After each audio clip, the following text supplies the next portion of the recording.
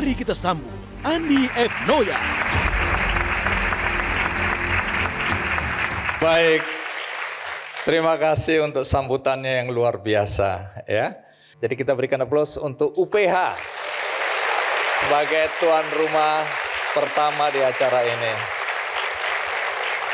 Hari ini teman-teman yang ada di tempat ini dan juga penonton di rumah, saya ingin mengajak Anda semua untuk melihat kehidupan yang lain. Kehidupan yang mungkin sebagian dari teman-teman dan penonton di rumah tidak pernah melihat, mungkin juga tidak terlintas untuk mau tahu, atau mungkin sama sekali tidak tahu ada kehidupan lain di kehidupan kita ini, yaitu kehidupan di balik jeruji. Nah teman-teman, bahwa ada saudara-saudara kita yang oleh berbagai sebab mereka harus berada di dalam. Dan hari ini yang menarik adalah kita coba berempati. Apa yang terjadi dalam kehidupan mereka. Dan saya akan mulai dari satu film yang membuat saya syok dan nangis. Film tentang anak-anak yang dilahirkan di dalam penjara. Anak-anak yang tidak berdosa. Anak-anak yang karena orang tuanya dia harus lahir di tempat yang tidak sepantasnya. Dan selama itu dia harus hidup juga di dalam penjara. 2 tahun diizinkan dia bersama ibunya di dalam penjara. Nah ini cerita yang akan saya ceritakan pertama. Yang kedua nanti kita juga akan melihat bagaimana hukum itu ditentukan oleh siapa yang berkuasa. Bukan atas rasa keadilan. Jadi saya berharap setelah menonton acara ini kita punya empati yang dalam terhadap saudara-saudara kita yang oleh berbagai sebab akhirnya berada di rumah tahanan atau di lembaga pemasyarakatan. Kita mulai dari film Invisible Hopes.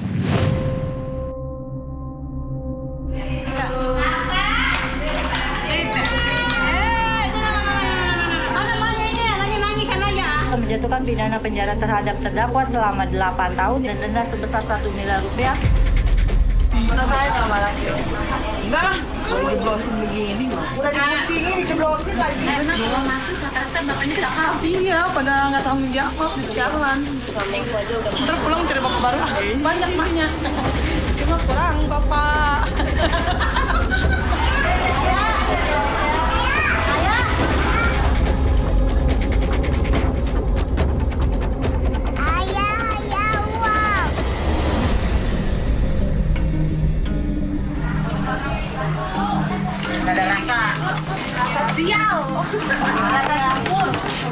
Kayaknya sih lagi makan buah pir. 15 dewasa, anaknya 3, udah pengap nih. Kalau bisa ya dikasih kamar yang lebih besar, biar anaknya nggak keringetan, biar ada hawanya.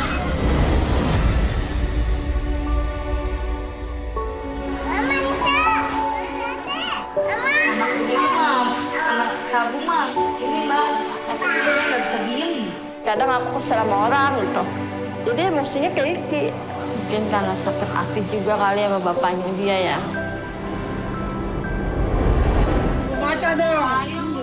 Sudah berapa kali Anda masuk? Cukup 1 kali. Cukup 1 kali. Ayo pekerjaan sendiri pakai Pak. Sendiri, sebelah sanggup pemakaian.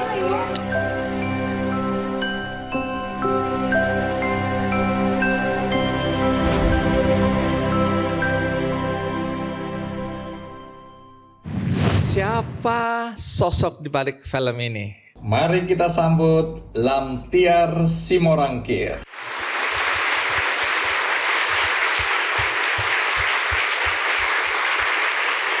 Terima kasih Tiar. Terima kasih Bang Andi. Tiar, terima kasih sudah meluangkan waktu. Terima kasih untuk filmnya yang membuat saya menangis. Tapi banyak orang tidak percaya, apakah film dokumenter, ini film dokumenter ya, yang Ya, Tiar buat bersama teman-teman, itu film kisah nyata atau settingan? Nyata banget Bang Andi. Nyata banget.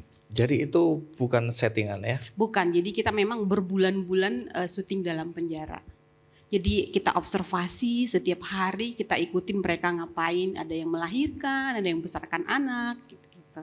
Dan apa penyebab utama atau sebagian besar dari ibu-ibu yang melahirkan di penjara? Kenapa mereka berada di dalam situ?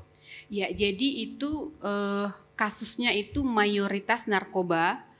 Itu sama lah ya Bang Andi, baik tahanan perempuan ataupun laki-laki itu mayoritas di Indonesia itu narkoba. Baik itu pemakai ataupun penjual. Jadi ibu-ibu ini memang banyak yang masuk sebetulnya itu korban Bang Andi. Jadi dia mungkin yang jual narkoba suami atau pacar, tapi mereka diperalat sehingga mereka yang masuk seperti itu. Dalam kondisi hamil? Mayoritas dalam kondisi hamil. Nah ini ternyata kami menemukan ketika syuting ada yang hamil di dalam. Nah nanti ceritakan, tapi silakan duduk dulu Tiar.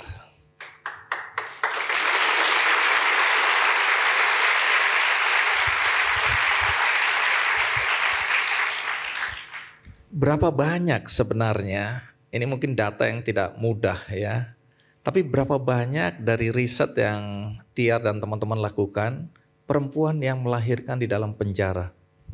Iya, kalau kita berbicara riset Bang Andi, ini satu juga fakta yang buat kita sangat mengagetkan. Karena ketika saya riset itu di tahun 2017 ya, dimulai Bang Andi itu sangat sulit menemukan riset-riset yang pernah ada di Indonesia. Jadi itu makanya kita kaget, ternyata memang menemukan tidak banyak orang yang tahu tentang ini, anak-anak ini dan ibu hamil ini. Dan datanya pun itu belum ada di Ditjenpas gitu, data ter-up to date gitu. Akhirnya kami hanya berangkat dari satu riset waktu itu kalau nggak salah, kriminologi UI kalau nggak salah, yang menyatakan minimal 2% dari perempuan yang ditangkap itu dalam kondisi hamil dan melahirkan dalam penjara. Saya mau berbicara angka yang kami temukan saja Bang Andi, 6 bulan pertama saja kami syuting di 4 penjara, ada 2 di Jakarta, 2 di Bandung, itu ada 16 anak.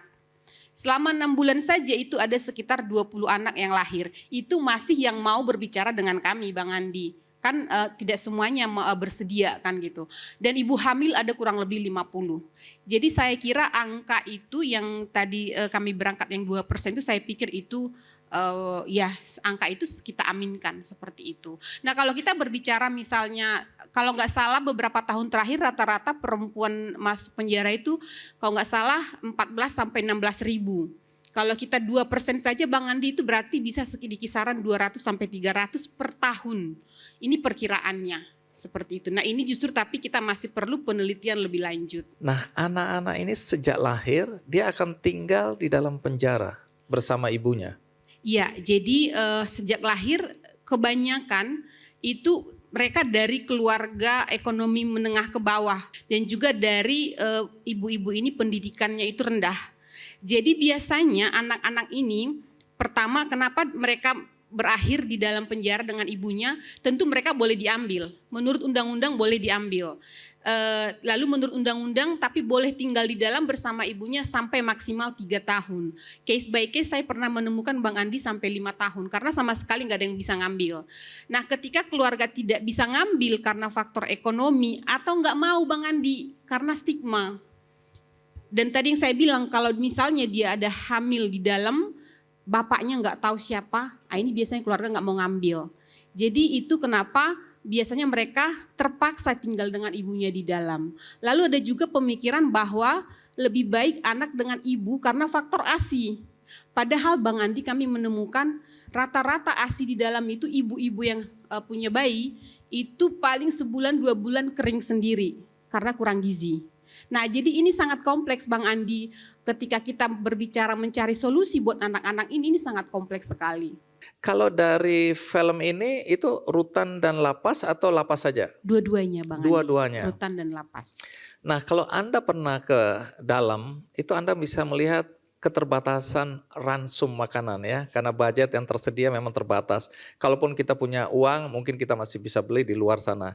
Tapi bagaimana soal makanan di dalam, karena tadi berkaitan dengan gizi. Kan ibu-ibu ini memerlukan asupan untuk air susu mereka, untuk kesehatan mereka juga dari sejak mereka hamil sampai melahirkan. Bagaimana situasinya? Iya, yang kita kaget juga Bang Andi, ternyata bahkan untuk anggaran dari negara buat ibu hamil itu nggak ada. Makan, kemudian kesehatan yang khusus buat ibu hamil dan bayi nggak ada. Bahkan anggaran makan Bang Andi buat anak-anak ini nggak ada. Setahu kami ya, saya nggak tahu entah dalam akhir-akhir ini sudah ada, tapi setahu kami belum ada secara anggaran khusus. Jadi ini orang tuanya yang harus mencari sendiri. Nah pertanyaannya kan banyak di antara mereka keluarga tidak support, nggak bisa support, tidak mau atau tidak bisa gitu. Akhirnya biasanya mereka nyuci-nyuci, bersihin sel-sel orang yang punya uang gitu. Jadi mereka bekerja, bahkan ada yang jual sabu gitu. Spoiler alert lagi, ada yang jual sabu gitu. Sampai sabu itu narkoba berarti narkoba, ya? Narkoba di dalam penjara? Iya, di dalam Baik, penjara. nanti ceritakan apa yang terjadi ya. Dia cerita dia hamilnya di rutan, di tahanan polisi.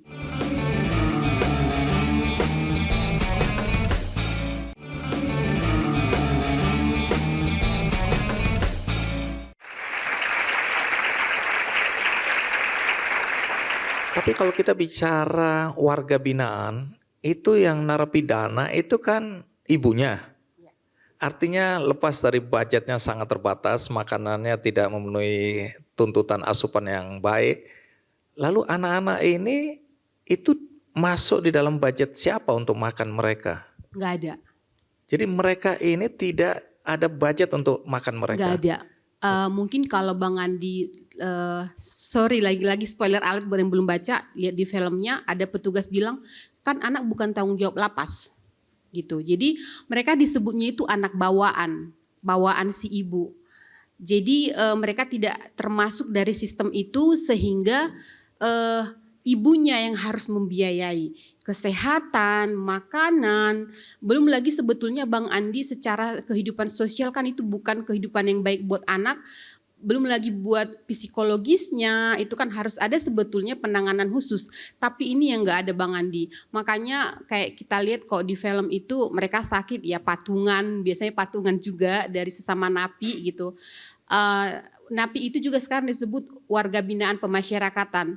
Tapi saya tidak mau mempermanis istilah Bang Andi, saya bilang narapidana karena kalau kita permanis kan orang akan berpikir warga binaan terus ada anak kesannya manis gitu. Jadi memang tidak ada anggaran dari negara. Kita kembali ke perempuan hamil ya, narapidana atau warga binaan. Tadi kan disebutkan mereka waktu masuk kemudian ya mungkin sudah hamil ya, hamil muda atau hamil masih kecil dan mereka masuk dan membesar dan kemudian melahirkan.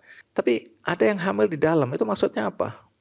Iya, waktu itu kita kaget juga Bang Andi. Jadi, tapi singkat cerita aja. Jadi ternyata awal-awal mereka nggak mau cerita. Jadi ternyata ada kisah salah satu ibu di Invisible Hopes, hamilnya sudah besar, keluarganya mau berkunjung, dia nggak mau bertemu. Baru ketahuan ternyata dia cerita dia hamilnya di rutan, di tahanan polisi. Lalu mereka bercerita ternyata Bang Andi kalau di tahanan kepolisian dan di rutan-rutan Kemenkumham juga kan masih ada yang gabung laki-laki dan perempuan dalam artian satu gedung tapi beda blok gitu. Nah karena si perempuan ini butuh uang karena papa kan harus beli Bang Andi, mau makan juga harus beli gitu ya, yang maksudnya makan yang lebih bergizi gitu. Kebutuhan sehari-hari juga harus beli. Nah si perempuan butuh uang, laki-laki butuh seks. Jadi terjadi transaksi. Nah ini kita kaget Bang Andi dan ini mereka melakukan ini demi uang, itulah kenapa terjadi hamil di sana dan anak-anak ini tidak tahu siapa ayahnya. Inilah yang sering ditolak oleh keluarga seperti itu. Nah ini ketemukan dan saya sudah ke beberapa lapas dan rutan, saya minimal menemukan ada satu orang yang seperti itu Bang Andi dan ini ternyata sesuatu fakta yang orang banyak nggak tahu gitu. Jadi biasanya mereka sangat tertutup Bang Andi, tapi karena sudah tahu saya pernah bikin film, sudah ke beberapa lapas gitu, kan saya udah tahu cara mendekati. Akhirnya saya tanya, biasanya ada di setiap lapas yang pernah saya kunjungi, mereka bercerita. Tiar membuat film ini itu untuk ya pembelaan keberpihakan pada perempuan atau pada anak-anak, mana yang titik beratnya. Tapi kembali ke perempuan. Di film itu kan digambarkan juga di dalam sana mereka masih bisa mengkonsumsi narkoba. Nah, soal narkoba ini, karena pertama tentu teman-teman bertanya kok bisa diizinkan dan kok bisa bebas menceritakan.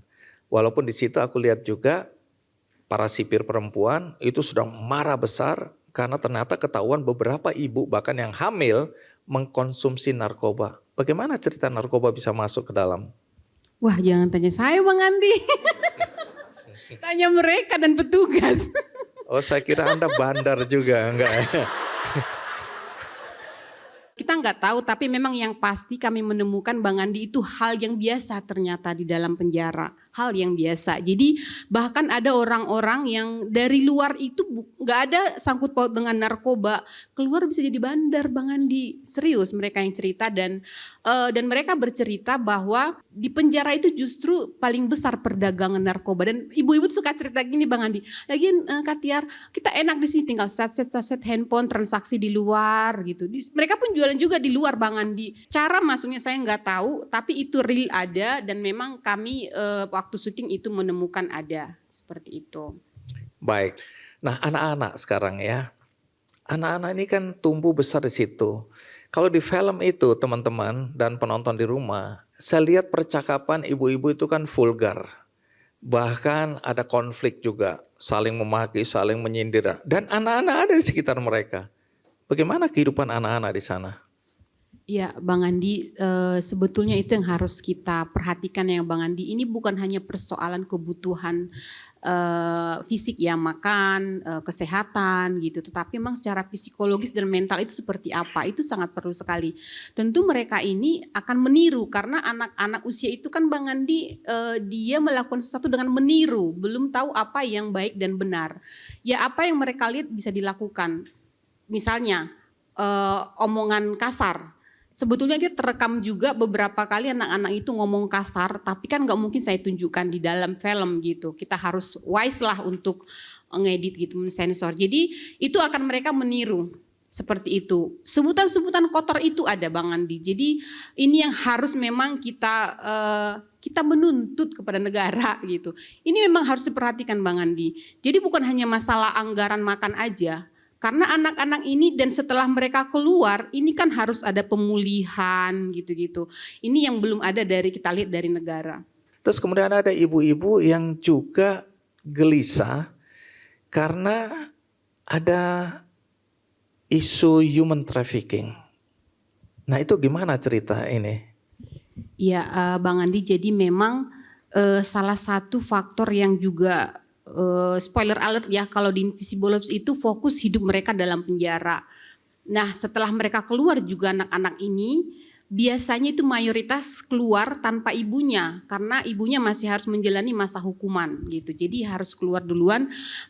Mayoritas ini tidak berakhir di keluarga Bang Andi karena keluarga tidak mampu atau tidak mau, terutama yang tidak ketahuan bapaknya siapa gitu. Jadi biasanya ini kita ada curiga Bang Andi. Apalagi anak-anak ini satu pun gak ada yang punya akte lahir. Jadi stateless kan Bang Andi. Kita gak tahu nih warga negara mana gitu. Jadi lebih rentan lagi jadi untuk trafficking. Nah kenapa saya juga sangat kuat asumsi saya trafficking Bang Andi. Karena ketika kita syuting ibu-ibu ini suka bilang, Kak carikan dong yang mau ngurus anak saya. Tapi bilang ya jangan lupa kasih uang pengganti uang susu gitu. Jadi ngarapin duit gitu. Jadi ini yang sebetulnya perlu lagi diperhatikan. Setelah keluar kemana ini anak-anak ini. Nah ini yang sekarang kita filmkan lagi Bang Andi. Lanjutannya Invisible Ops. Ditunggu ya filmnya, boleh promosi. Boleh. Kalau perlu kita dukung ya. Jadi ketangkap berdua Bang Andi, laki-laki dan perempuan. Kemudian si laki-laki ini akan bilang, kamu ngaku ya ini barang punya kamu masuk, nanti kamu di dalam dan anak kamu di dalam atau yang di luar saya biayain.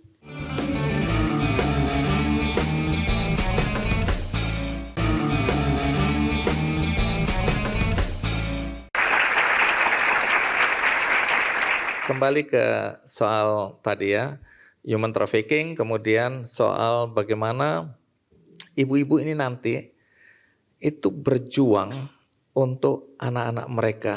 Karena tadi kan juga ada kegelisahan, ada ketakutan. Karena kalau dari cerita ibu-ibu yang di dalam itu, mereka itu korban. Dan tadi ditegaskan oleh Tiar, mereka itu korban. Kenapa Tiar melihat mereka adalah korban? Mereka seringkali itu sebetulnya pacar atau suami yang menjadi kurir gitu. Jadi itu misalnya barang atau narkobanya itu milik si laki-laki. Jadi ketangkap berdua Bang Andi, laki-laki dan perempuan. Kemudian si laki-laki akan bilang, kamu ngaku ya ini barang punya kamu masuk, nanti kamu di dalam dan anak kamu di dalam atau yang di luar saya biayain. Lalu si perempuan percaya dong. Dan kadang-kadang ini kan karena masalah relasi kekuasaan kan Bang Andi, kita kan di negara patriarki gitu. Dia merasa harus tunduk sama laki-laki gitu. Oke, dia menyampaikan kepada hakim, ini saya yang punya.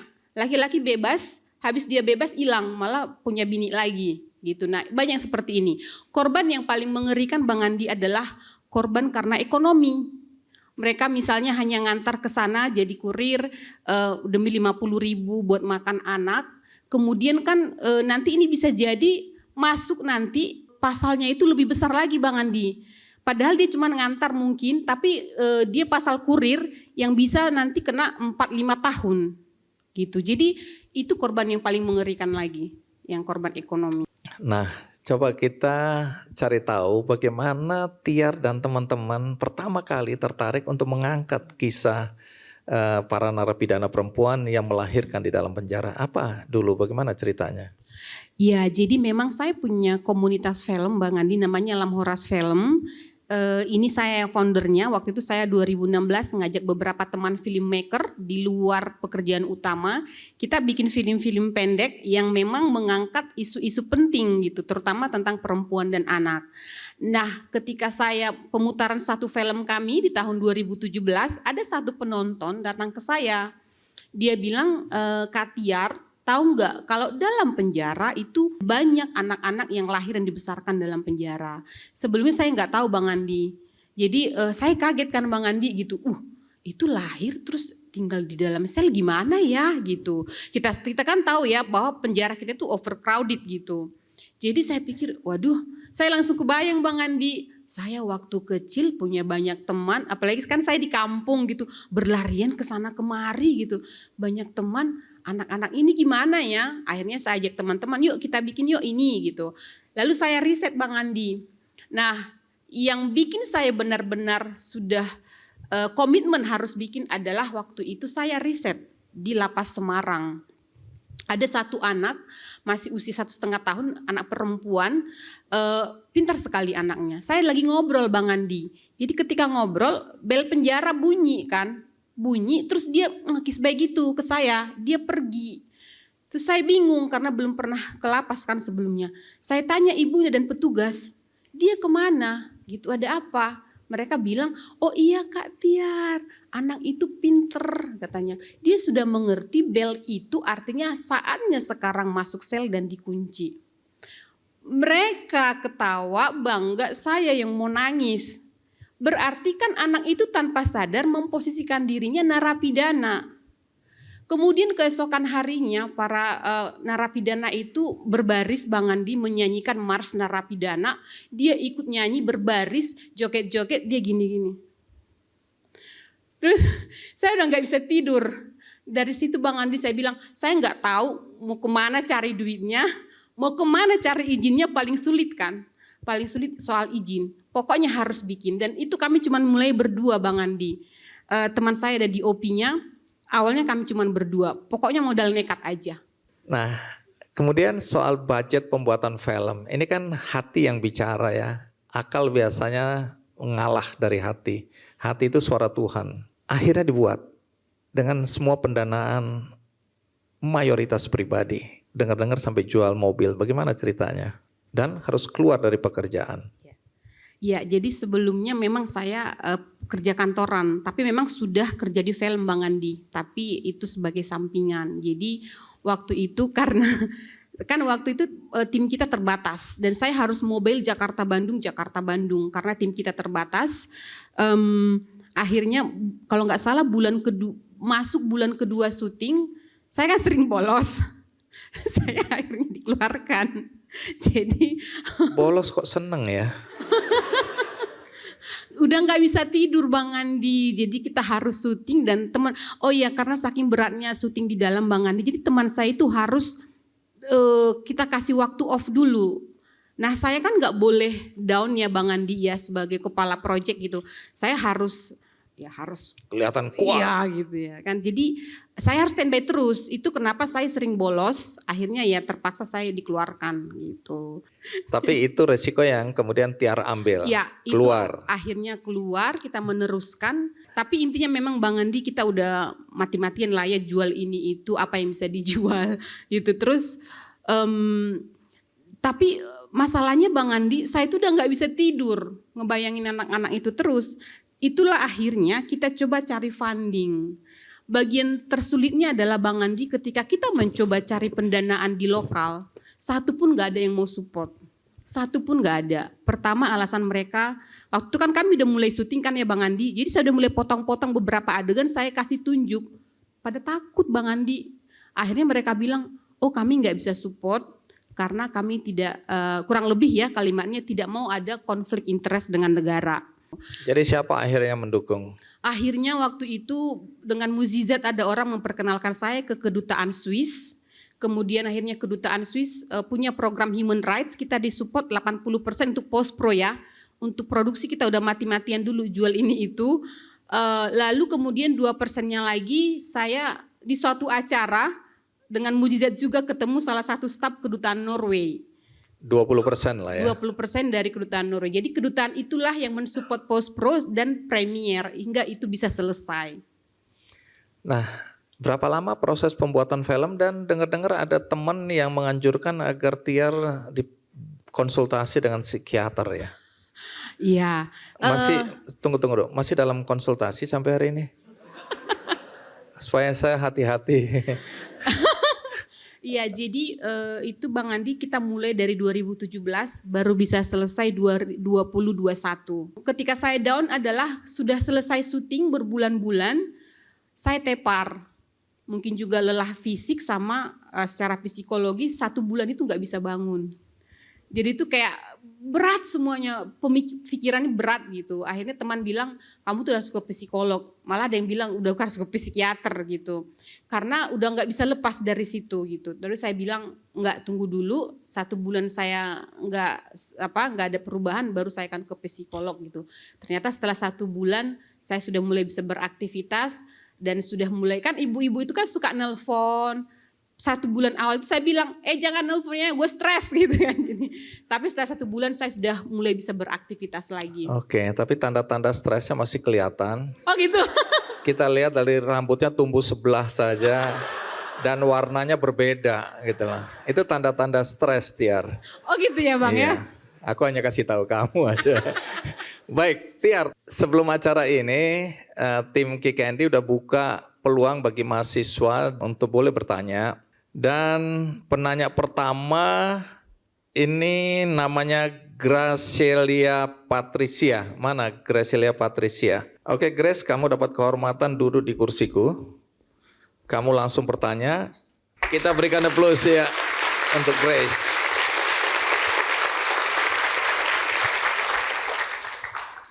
Pertanyaan dari aku adalah, sebagai sutradara film, sejauh mana peran riset untuk film yang kakak produksi? Ya, jadi kalau untuk film itu riset itu sangat penting ya. Terutama dokumenter, banyak orang suka bilang, udah nggak perlu riset, udah bawa kamera aja, udah ketemu narasumber. Enggak, kita perlu riset, itu kita perlu tahu kita mau bikin apa. Contoh saya syuting di penjara gitu. Kan jelas dari awal ketika riset saya mau bikin tentang ibu hamil dan anak-anak ini. Kalau saya tidak riset dan tidak menentukan dari awal apa yang mau saya bikin, bisa aja justru saya syuting dalam penjara yang saya ikuti ibu-ibu koruptor misalnya gitu. Jadi riset itu penting sekali untuk mengetahui apa yang mau kita bikin. Baik, kalau kamu teruskan aku nggak ada pekerjaan. Oke, untuk itu saya kasih 2 buku untuk Grace ya. Terima kasih. Baik, saya pikir kita lanjutkan dengan penanya kedua ya. Angel Paladan. Oke, halo Kak Tiar. Tadi aku udah menyimak Kak Tiar tuh mengalami banyak banget tantangan, rintangan selama produksi film. Dan dari semua tantangan dan rintangan yang pernah Kak Tiar alami, tantangan apa atau masalah apa yang terberat menurut Kak Tiar dan bagaimana Kak Tiar menghadapinya? Iya, kalau ditanya paling berat, susah jawabnya. Karena semua berat. Pertama yang berat-berat izin, kemudian pendekatan kepada petugas, kemudian pembiayaan, pendekatan kepada narasumber ibu-ibu dan anak. Tapi yang paling berat adalah ketika melihat kondisi anak. Ketika mereka sakit, yang buat beberapa yang sudah nonton ya, ada beberapa adegan itu mereka sakit, nggak bisa berobat gitu. Intinya ketika melihat anak ini di balik jeruji dan mereka harus di sana setiap hari berteriak dari, jadi pengen nangis. Kalau mereka misalnya berteriak dari balik jeruji lagi dikunci, itu paling berat. Paling diantara semua secara teknis membuat itu pembiayaan segala macam itu paling berat ketika melihat anak itu. Itu yang paling berat sebetulnya dan yang bikin kita sampai sekarang terus memperjuangkan ini. Baik, sama kamu juga dapat buku dari saya. Terima kasih Angel ya. Baik Tiar, sebagai penutup apa pesan yang kamu ingin sampaikan melalui filmmu dan kepada kami semua yang ada di sini? Jadi pesan moral apa yang mau disampaikan? Ya, terima kasih Bang Andi. Jadi kita ingin mengajak, kita biasa ada call to action Bang Andi. Kita berharap yang hadir hari ini dan Bapak Ibu yang menonton tentunya di rumah, kami berharap apapun latar belakang kita, pekerjaan kita, kita ingin mendorong bagaimana kita supaya bisa berkontribusi terhadap persoalan anak-anak yang lahir dan dibesarkan dalam penjara. Tentu ini adalah tanggung jawab negara, pastinya, tetapi kita juga harus menolong negara, membantu mereka. Dan yang terakhir Bang Andi, kenapa kami bikin ini adalah kami ingin mengingatkan kepada negara bahwa ada pekerjaan besar yang harus negara selesaikan. Itu penting sekali. Dan saya ingin menyampaikan Bang Andi bahwa kita semua harus ingat bahwa setiap anak itu berhak untuk hidup yang layak, hidup di dunia yang bebas dan bukan di balik jeruji penjara dan diperlakukan seperti narapidana. Jangan nangis. Bang Andi juga mau nangis. Pertanyaan terakhir, kalau ada di antara teman-teman yang kemarin tidak menonton atau penonton di rumah yang ingin sekali menonton film dokumenter ini, bagaimana caranya? Iya, demi perlindungan anak-anak yang di dalam film, dan karena ini sesuatu yang isu yang sangat sensitif, kita tidak ingin tersebar kemana-mana dalam artian tersebar tanpa bertanggung jawab, kita hanya bisa melalui menonton langsung Bang Andi. Jadi sudah tidak tayang lagi, di bioskop pernah tayang. Kalau mau menonton bisa menghubungi kita dengan nanti kita bisa melakukan kerjasama pemutaran dan diskusi Bang Andi. Film ini menang di Festival Film Indonesia untuk kategori dokumenter. Ya. Tahun berapa itu? 2021 menang FFI kategori film dokumenter panjang terbaik. Kemudian menang Piala Maya 2 kategori Bang Andi. Film dokumenter panjang terbaik dan penyutradaraan terbaik. Adalah ada seorang yang mengidap disabilitas, intellectual disability, dituduh melakukan pemerkosaan terhadap seorang anak polisi. Jelajahi cara baru mendapatkan informasi. Download Metro TV Extend sekarang.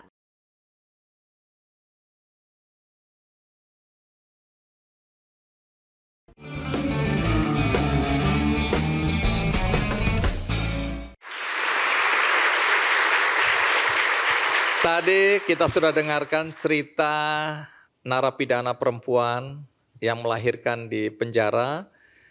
Kisah ini diangkat dalam film Invisible Hopes yang dibuat oleh Tiar dan teman-teman tadi.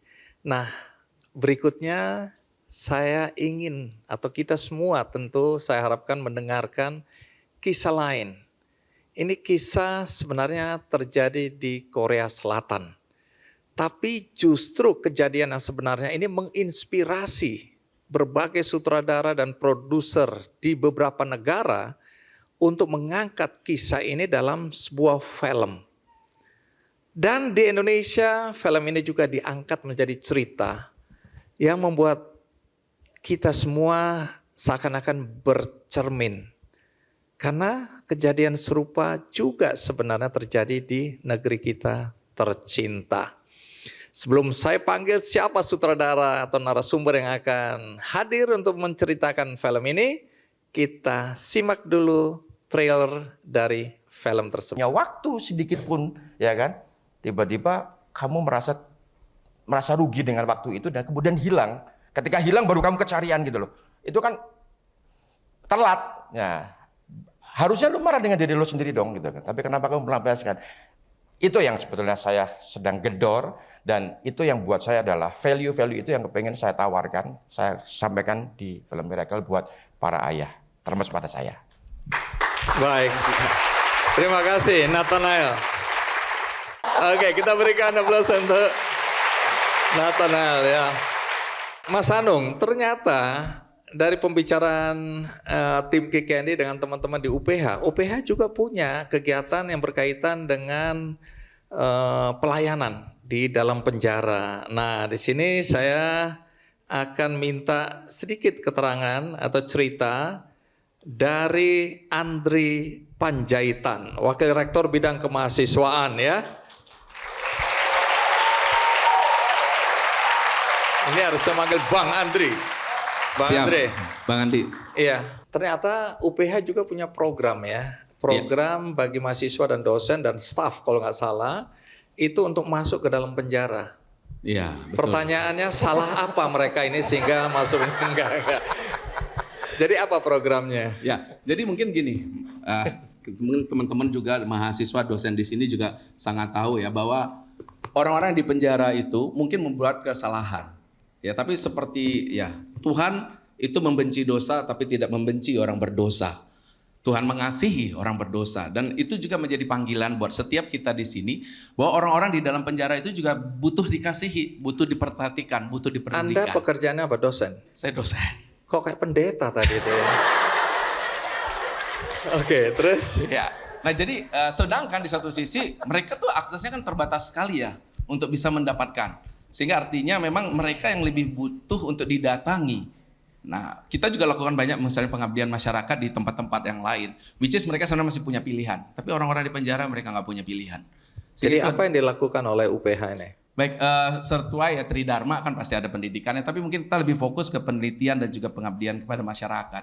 Contohnya misalnya warga binaan yang sudah alumni, udah lulus dari lapas itu mungkin saja mengalami gangguan-gangguan kejiwaan ya. Jadi kita bisa juga bantu karena kita punya fakultas psikologi, dan kemudian juga terkait juga anak-anaknya dari mereka yang lagi kuliah di lapas, itu juga mereka juga mungkin butuh support. Jadi kita juga punya counseling center, Hope Counseling Center namanya. Nah, anak-anaknya itu bisa kita bawa ke sana untuk ikut counseling, sehingga itu membantu mereka juga. Dan tentu saja pengabdian kepada masyarakat, bahkan bukan hanya di daerah sini Tangerang, kita bahkan tahun lalu sampai ke Lapas Kerobokan Bali, bawa mahasiswa, dan juga kita kerjasama dengan satu yayasan namanya Blessing Precious Ministry, ada Pak Andreas di sini. Oke, ya, jadi kerjasama ya? Ya, di mana kita betul-betul datang ke penjara untuk bisa paling tidak mereka tahu bahwa ada yang mengasihi mereka, ada yang peduli bagi mereka, dan ada yang sungguh-sungguh mau berbagian dengan mereka. Itu yang kita pikir satu hal yang penting, lembaga pendidikan nggak hanya ngomongin tentang akademik, tapi penelitian dan pengabdian masyarakat jadi hal yang sangat penting untuk kita bisa lakukan bersama. Baik, menarik. Karena tadi kan dengan Tiar kita bicara tentang anak-anak dari narapidana perempuan atau warga binaan perempuan, Ya. yang kemudian orang tuanya bingung ini, bagaimana nasib anak-anaknya. Nah, itu termasuk yang juga jadi program di teman-teman UPH ya? Ya, kita kerjasama dengan Blessing Prison Ministry. Jadi ini khususnya bagi yang orang tuanya dua-duanya masuk. Oke. Jadi artinya kan nggak ada orang tua ya. Nah, ini siapa? Nah, ada saja artinya anak-anak ini yang memang masih membutuhkan perhatian, perlu didukung. Nah, itu sebabnya kemudian ada padepokan, di mana padepokan inilah yang menampung, mengasuh anak-anak. Ini di sini ada adik-adik 2 di sini yang ikut dan orang tua asuhnya juga ada di sini. Yang kemudian bersama dengan UPH misalnya kita buat pojok baca. Jadi kita juga bersama mahasiswa, dosen dan juga alumni loh. Kan. Ya, Jadi alumni juga ikut bantuin juga ini. Jadi ada alumni di sini, alumni. Ada alumni UPH ya. Iya. Baik. Jadi apa tujuan UPH untuk kemudian memilih? Ini kan banyak pilihan sebenarnya untuk pengabdian masyarakat. Memilih untuk teman-teman saudara-saudara kita yang oleh karena satu sebab harus masuk di dalam dan anak-anaknya kemudian tanda kutip tidak ada yang mengasihi mereka atau menjaga mereka. Itu kenapa? Ya saya rasa bukan saya. Tujuannya. Gitu ya. Jadi hope. Mereka tetap butuh harapan, pengharapan. Dan itu harus tidak hanya sekedar diomongkan, tapi juga dilakukan. Supaya mereka yakin mereka tetap punya masa depan. Dan itu sebetulnya pendidikan harusnya ada menolong mahasiswa, menolong orang-orang untuk akhirnya mempersiapkan untuk punya harapan dan juga masa depan. Baik, kita berikan tepuk tangan untuk UPH ya. Thank you, Bang. Terima kasih. Baik, di ujung ini apa yang ingin Anda sampaikan kepada semua kita di sini maupun penonton yang ada di rumah ya. Ini kan salah satu film Anda yang punya pesan moral kuat ya. Apa yang ingin Anda sampaikan di kesempatan hari ini? Sebenarnya ada 2. Yang pertama soal disabilitas tadi itu kan. Ini buat orang-orang seperti saya yang memiliki abilitas, yang memiliki ability atau disebutlah normal gitu kan. Kita adalah majority. Dan sebaik-baiknya seorang kaum mayoritas, dia atau mereka yang selalu mengorbankan kepentingan mayoritasnya untuk melindungi minoritas. Itu pesan yang saya sampaikan, tolong kalian semua mendengarkan itu yang pertama. Kemudian yang kedua, buat seorang ayah, ya kan, tadi sudah saya sampaikan, meskipun kalian cuma punya waktu 1 menit, 2 menit untuk bertemu dengan putra-putra kalian, lakukan itu secara maksimal. Dan buat seorang anak, mungkin kalian melihat bahwa cintanya ayah itu cuma sekecil kuku. Tapi ketahuilah bahwa ketika kuku dipotong, itu akan terus tumbuh sampai mati. Dan seorang ayah yang baik, yang pintar, itu akan bodoh ketika mengungkapkan cintanya kepada anaknya. Jadi cintailah ayahmu sebagaimana kamu mencintai ibumu, apa adanya saja. Oke.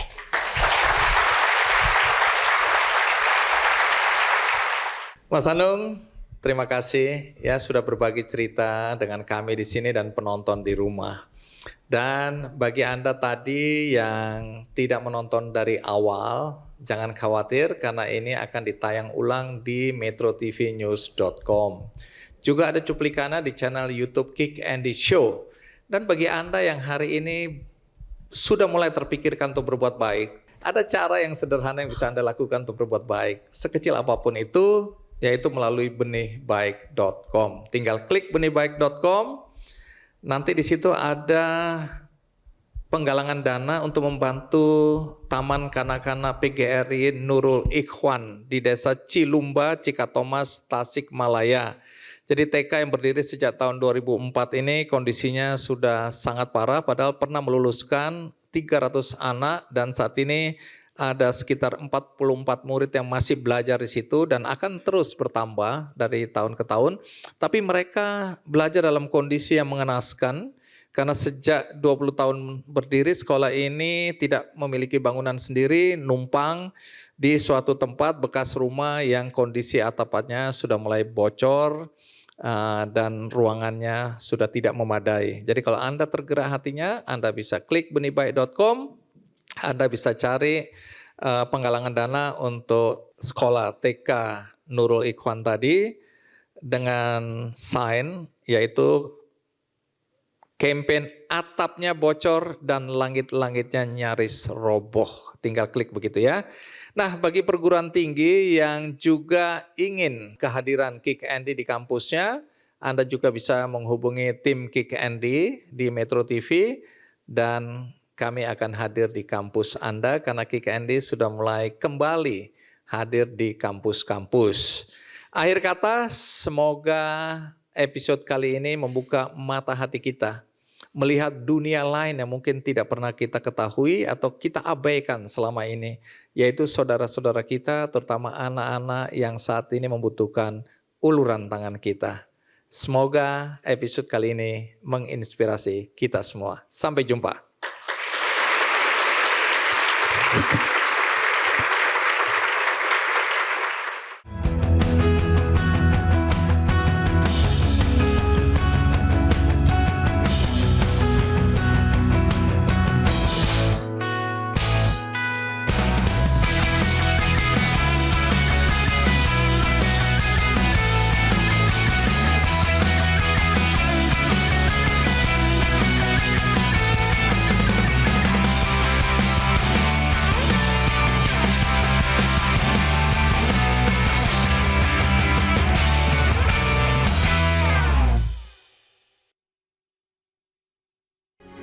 Metro TV. Jelajahi cara baru mendapatkan informasi. Download Metro TV Extend sekarang.